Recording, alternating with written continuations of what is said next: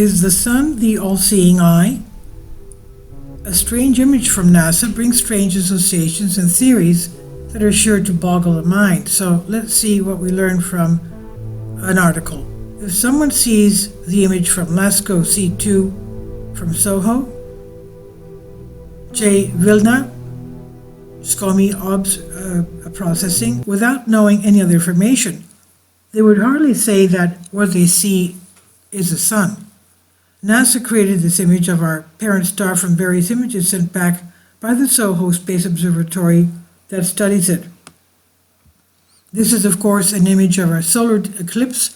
The white area is the solar corona, and the red area is how the observer would see the sun at that moment if they were looking at it from somewhere in space.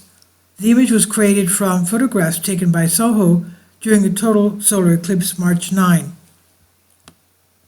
The crown on his head?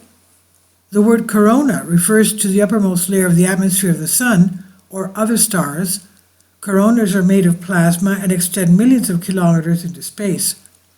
The solar corona is most easily seen from the surface of the Earth during a total solar eclipse, as well as with a special instrument called a coronagraph.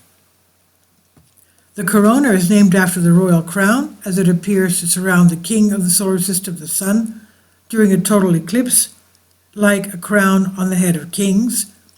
During a total solar eclipse, the solar corona is easily visible to the naked eye. The very high temperature of the corona gives it unusual spectral characteristics. An alternative perspective? Is the sun the all-seeing eye? The photo created by NASA brings to mind various images that have been said over the century about the sun. In Greek mythology, it's also referred to as the all-seeing eye, meaning the eye that sees everything. It's also referred to as the Hyperion. Hyperion, a name that possibly etymologically derives from hyper and eon. Together it means the one above us, that is, the one who walks and patrols the world. Surely, if we search further, we'll find many similar references to other traditions. It's almost obvious that they gave it these names because with its light it illuminates and everything appears clear and distinct. That is, essentially, we see everything with light.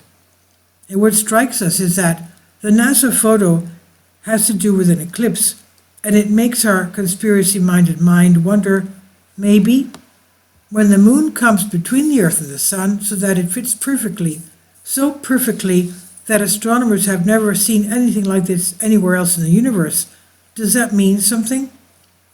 Could the right conditions be created for the sun to see, quote-unquote, or let's say there to be inflow, like light into the eye?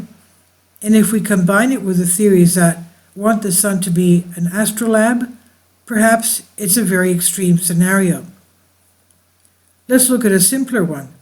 Does the total solar eclipse create conditions such that ancient people saw and perceived and felt something through this phenomenon that justifiably they then called the sun the all-seeing one? To both bizarre hypotheses, another theory is added, that of the artificial moon. So what if someone built the moon and placed it exactly where it should be to create the right conditions?